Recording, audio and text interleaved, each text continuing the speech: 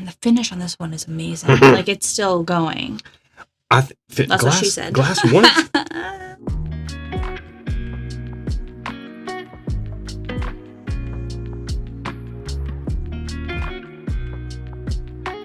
Welcome to the channel, bringing a real-world perspective to the real-world whiskey consumer. I'm Josh. And I'm Erin. And we are back with another double blind head-to-head, which means we have no clue what is in either one of these glasses, but you do. Yep. What you're going to see us do is smell them, taste them, and rate them. Then we're going to find out how much they cost and weigh that price against what we've just tasted. Then we'll find out what we're drinking. It's a little bit of a backwards way of doing a review, but we do it this way so that you get the most honest opinions possible, separate and apart from any labels or hype or bias. So yeah, these are looking crazy dark, I will say. Well, one of them is looking crazy dark. The other one is not as dark. I think they're both dark. I think 2 is just so dark. These may be finished, maybe aged, who knows? Yeah. Let's go ahead and get into the nose. As you're getting into the nose, let me talk to the people and tell them if you want to get involved in our online community where we can help each other out, find things, and just get generally plugged in, or be part of our virtual tasting events that we do every month with our Patreon community, or get access to our barrel picks. You can do all that down in the video description below by our Patreon. And if you want some of our merch, like this Dot Fade shirt, which is super cool, we're going to have some glassware coming soonish. We're working on it. Yeah. There's going to be an order placed. Those will be on the website if you want some of these etched glens. Or if you want to just check out any of our other merch that we have over there, you can do that by stuffandwhiskey or stuffandwhiskey.com. Yeah. Yeah, that's our website. All right.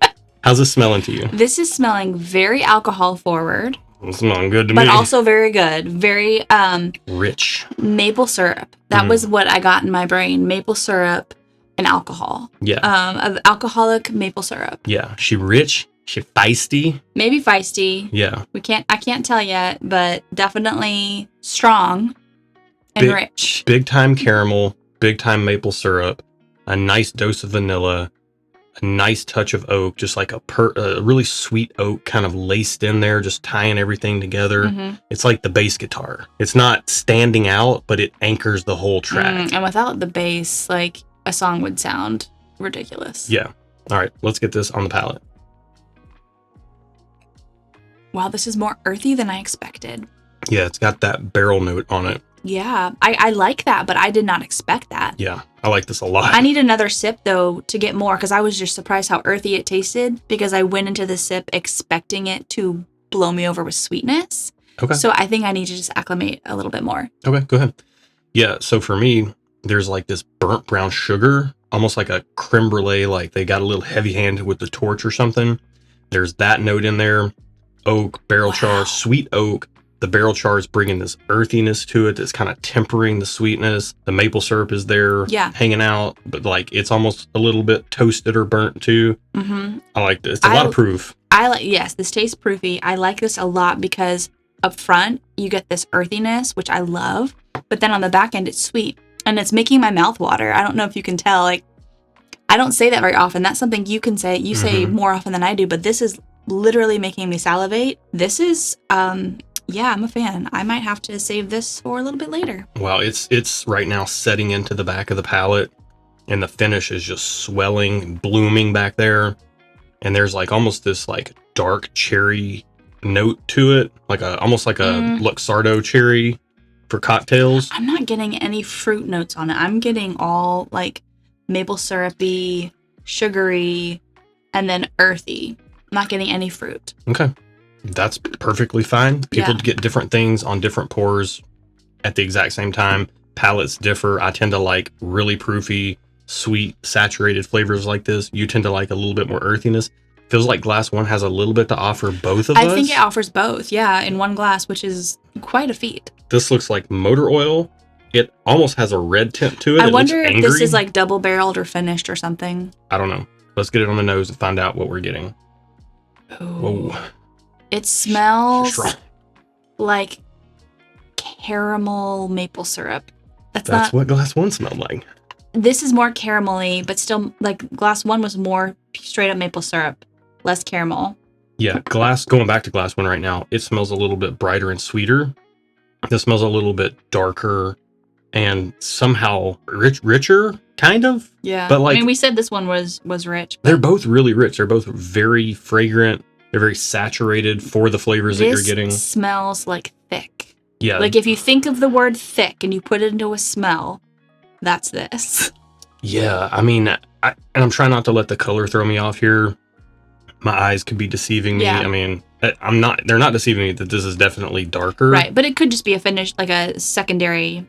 Well, I'm situation. trying not to put a secondary barreling juju on it. Fair. And start saying notes that I think are associated with Fair. it. We do this blind specifically to eliminate the bias. When I start thinking I know what's in the glass or might know what's in the glass, that starts imparting bias into the equation. We don't want that. I'm getting definitely similar vibes to glass 1, but this one, glass 2, has more caramel to it. Yeah, I'm getting caramel. I'm getting the savory note in here too. It's almost like sometimes I'll say like a teriyaki twang or like a little bit of a soy sauciness. I think that is what I'm getting when I'm getting like this really pronounced barrel char note. Okay. Basically, when I find something in a glass that just feels unfamiliar, I usually just attribute it to barrel char because it's not. You do say that a lot. Well, I mean, like notes don't come from anywhere. Right. Like, they're either coming from the extraction of the flavor from the wood of the barrel or some the char way that it's working with the char. So, and char can do a lot of weird things. Yeah, they both smell crazy good. Glass 1 maybe seems a little bit more sweet. This a little more earthy. Let's get it on the palate.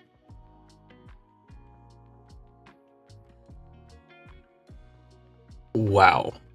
Boy, oh boy. Wow. That is saturated too. Yeah, but it came in like a really slow wave. Yeah. I was expecting it to come in with some force, and it did not. So I don't know how I feel about that. I'm going to need another sip. Okay, go ahead and get you one. To me, this has a lot of the flavor elements that glass 1 had to it. Definitely the heavy caramel, and I'm getting like a roasted coffee bean note on the finish that I didn't get that roasted coffee bean on glass 1. That just was not there. Yeah. Glass 1 might be sweeter. This definitely has a little bit more like earthy underpinnings from the barrel, like a woodiness to it. Oh. Yeah.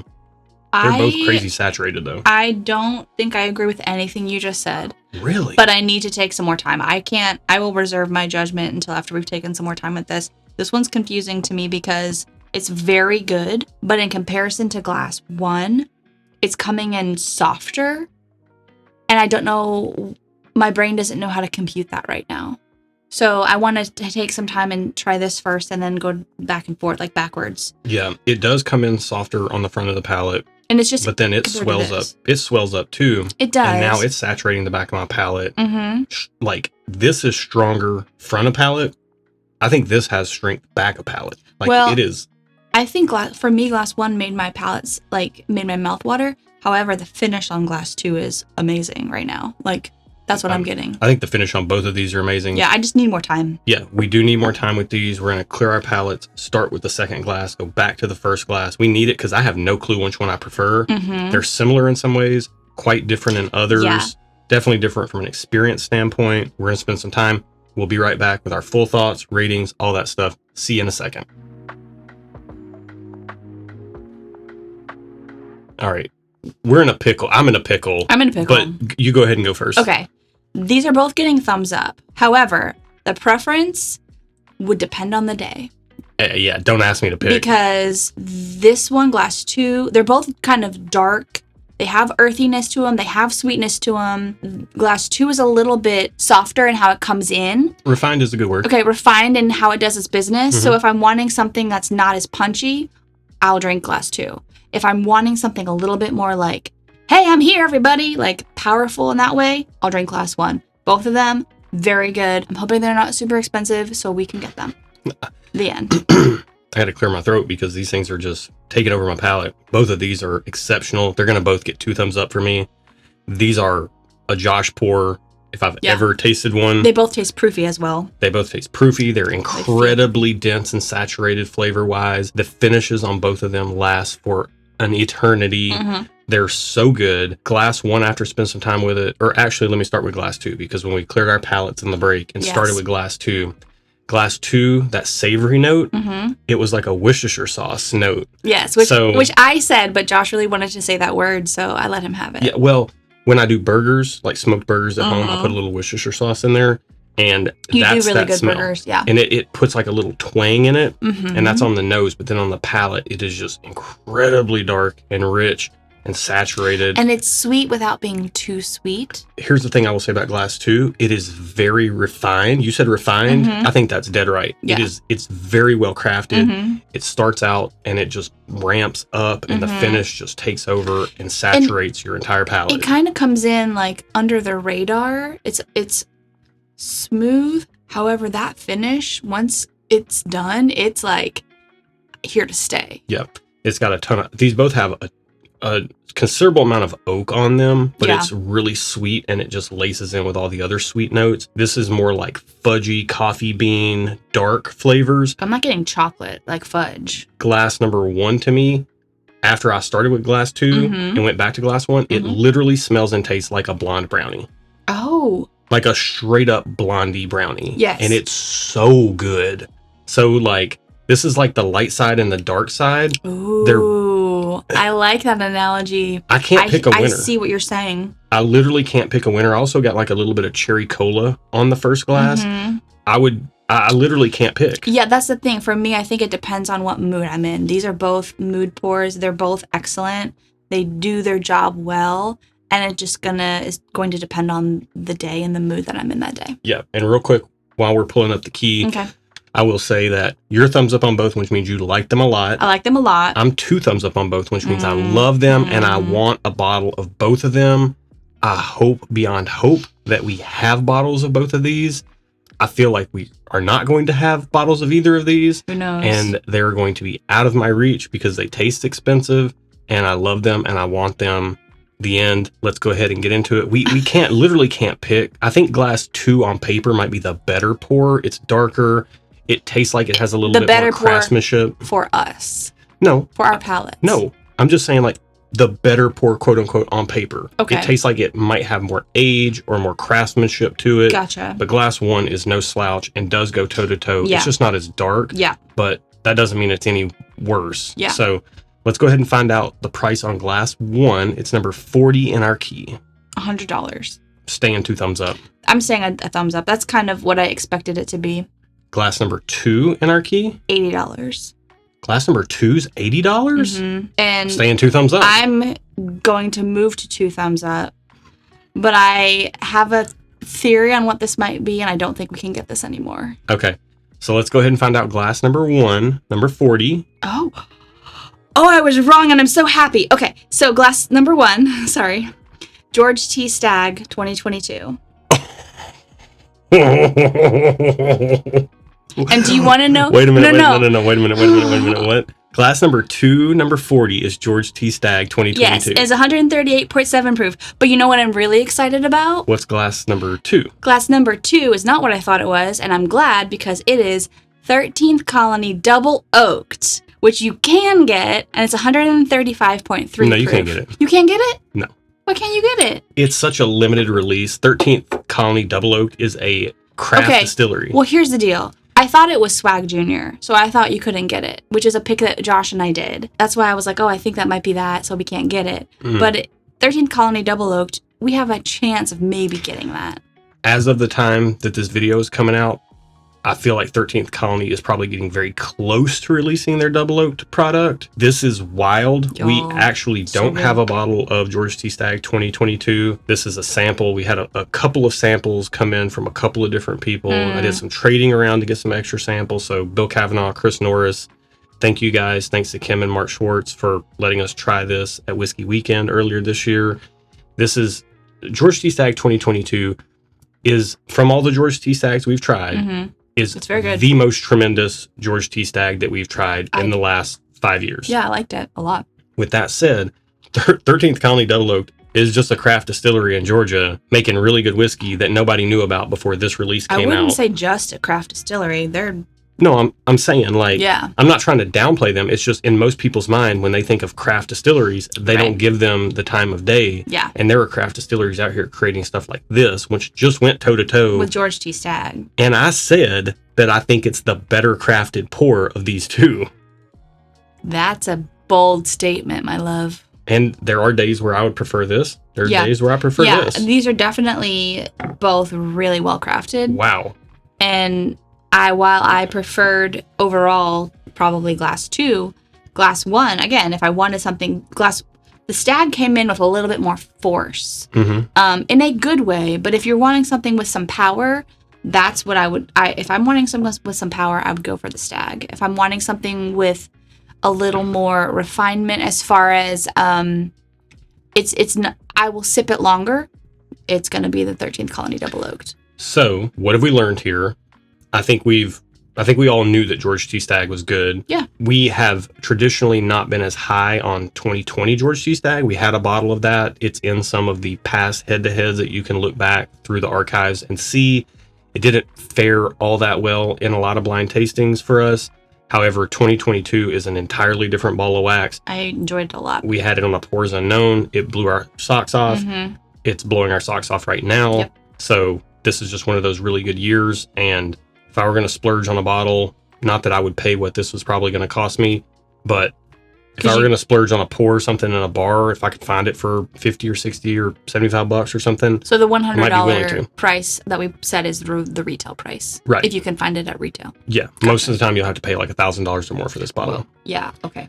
13th Colony Double Oaked was a one-time release for their first release of the product, $80. They're coming out with a second release this fall. Gotcha. Okay. It's going to, I think, be marked up to $130. Oh. To me, that's worth it. Yeah, it's compared to 80 though. That's a lot. But yes. This is exceptional.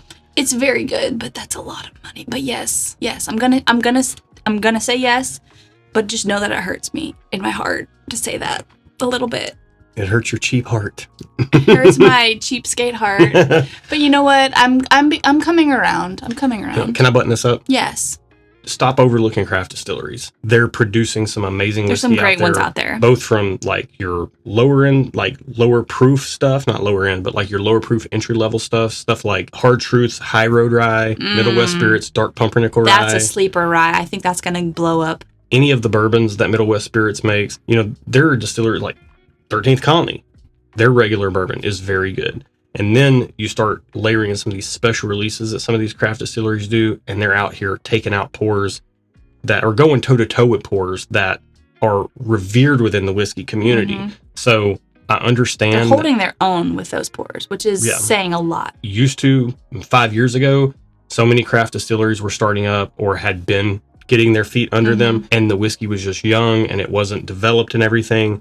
Those days are becoming the days thing of the past. Yeah. And they're starting to come out with some incredibly good releases. Yep. So I agree. This was a very, very fun head-to-head. If you thought so too, go ahead and hit that thumbs up. Think about subscribing, because these blind tastings like this are what we do over here every single week on the channel. Mm-hmm. And if you'd like to join us on a live stream for a pour, we do those once a month. The date kind of floats around. I would love it if you'd hit that bell. It will let you know when we're going live. And we have to let you know that our charity live stream is coming up on October the 8th, Sunday. Yes. If you want to win bottles, you can tune into that for that. If you want to be a part of donating money for mental health to help raise funds for an organization that provides hope and direct help for people in need. They do therapy sponsorships. Mm-hmm. They help people find help. It's a really incredible organization where your dollar goes towards actually helping people and saving lives. That would be huge if you wanted to tune in for that. Donate some money to the GoFundMe that we're going to have going on. And if you're seeing this, you might still have time to sneak in a last minute bottle donation. We need those bottle donations to help raise money for the cause. Collectively, as a community, we've raised over $30,000 so far in the last 2 years. You guys did that, which is awesome. We're trying to get to $50,000 total. So we want to try to best $20,000 in this year. And if you want to be a part of that, you can just email us at stuffandwhiskey@gmail.com. That's it for this one. Yep, that's it. Be good to each other, and until next time, cheers. Cheers. Man, there's like a soy saucy type of note in here, or like a Worcestershire sauce. Kinda, yeah. It's almost like a Worcestershire sauce. Worcestershire. It is. Shire. Are you not getting that? I know I am, but you don't say it right. You just said Worcestershire. Worcestershire, yeah. It's Worcestershire. No, I say it right. You don't say it right. We ain't in the Shire, Frodo. Siri, how do you say Worcestershire sauce? Hey, Siri. Worcestershire sauce.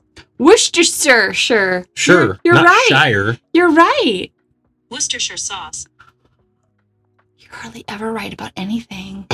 But you're right about this. Maybe I can start getting some respect around here. High five. I'm proud of you for